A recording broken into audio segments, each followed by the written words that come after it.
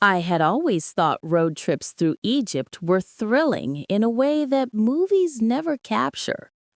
The sun beats down during the day, but at night, the desert breathes a quiet I couldn't explain. I was on the road with a friend, heading back to Cairo after visiting the Giza plateau. It was late, maybe close to midnight, and the streetlights were few and far between. The air smelled dry with a faint tinge of dust and sand.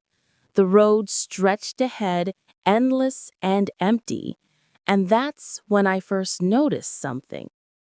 At the edge of the headlights, a figure appeared, tall, thin, almost impossibly still. I told myself it was a trick, shadows playing in the desert, but it kept pace with the car. No matter how fast we drove, there it was, standing on the side, yet somehow moving with us. My friends laughed nervously, trying to brush it off. "It's probably someone hitchhiking," he said. But there was something in the posture and the way it seemed to observe us that made my skin crawl. I slowed the car, thinking maybe we'd see who it was. That's when I noticed the photographs. I had taken a few pictures of the pyramids earlier that day on my phone. On a whim, I checked them now, and there it was, first barely visible, then clearer, in every photo I had taken, always at the same distance from the pyramids, always looking directly at the lens. We kept driving, and it vanished, or so we thought. The next morning, under the weak light of dawn, I checked my photos again. There it was, in the distance, always in the background, in corners I hadn't noticed. I began showing them to locals in Cairo. Some shrugged, others laughed, but a few, older men, women, looked genuinely afraid. They told me stories of a shadow that haunts travelers near the pyramids, appearing in photos, following those who dared to come too close after sunset. Legend said it was the spirit of a guardian left behind to protect secrets no one should see. Days passed, but it didn't stop. Every time I opened my phone, I could see the figure, at first faint, then clearer, until it felt like it was closer every time I looked.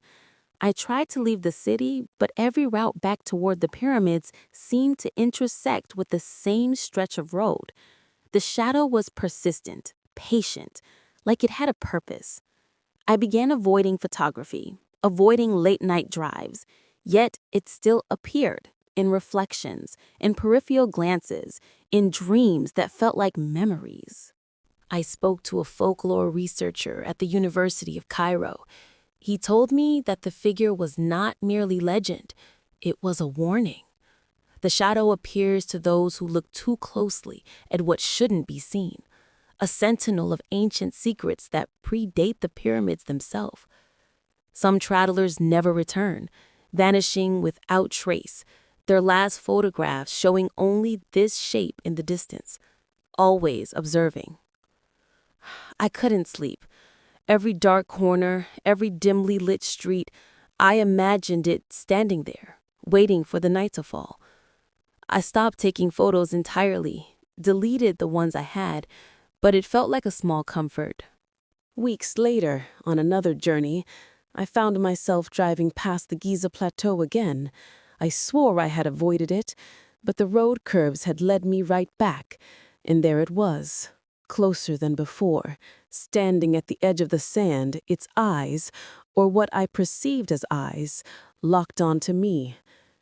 I felt the car slow itself, as though my hands had no choice, as though the road itself was complicit. The figure stepped forward, and for the first time I noticed the faint outline of features, hollow, elongated, almost skeletal, yet undeniably alive in intent. I turned away, gripping the wheel with every ounce of strength, willing the next bend in the road to break the spell. Even now, I can't look at a photograph of the pyramids without flinching.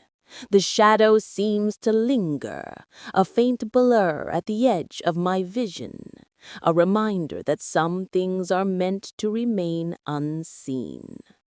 Travelers whisper of its patience, the way it studies its victims, the way it appears in digital records as a ghostly sentinel.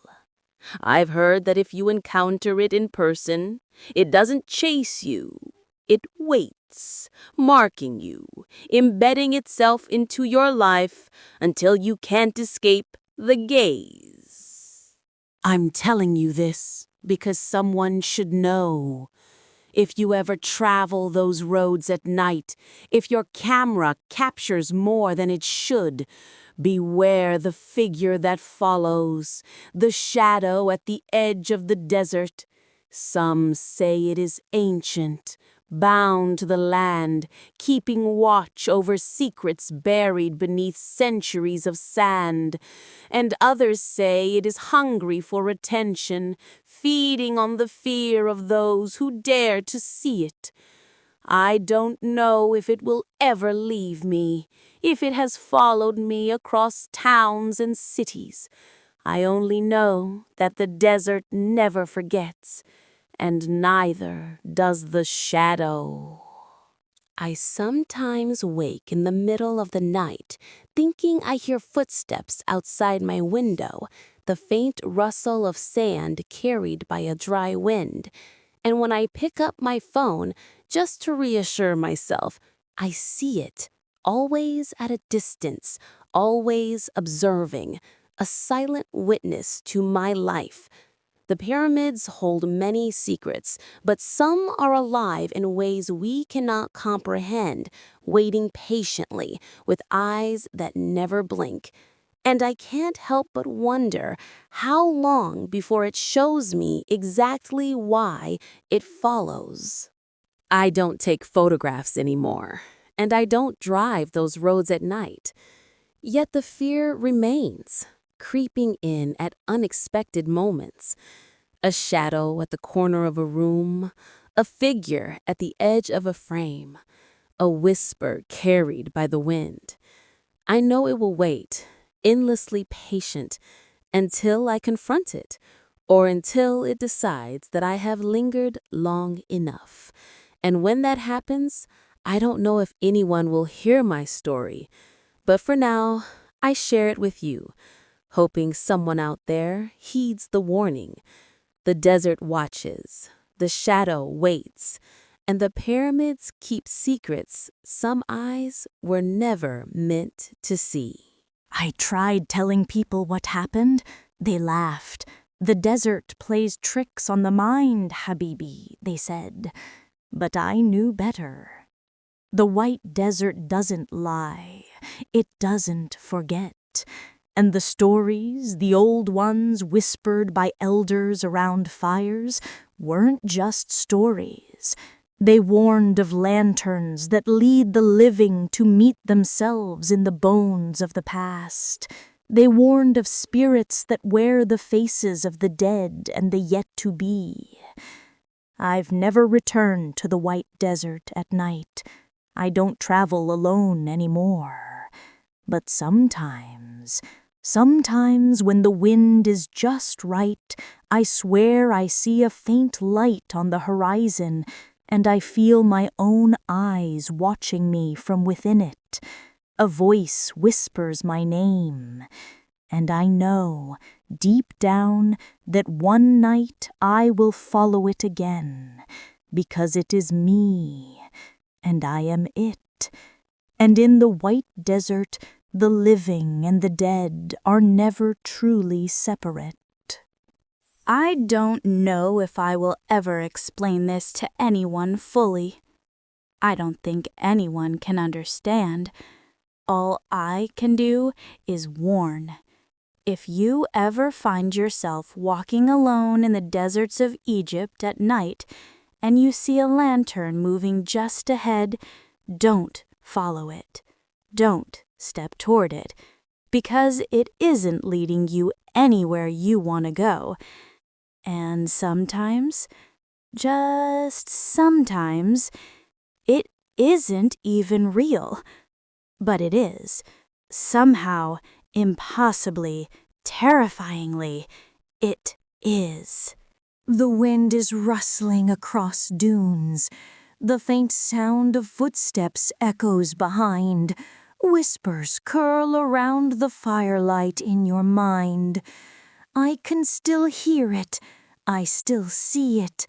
And I think, somewhere, the lantern waits.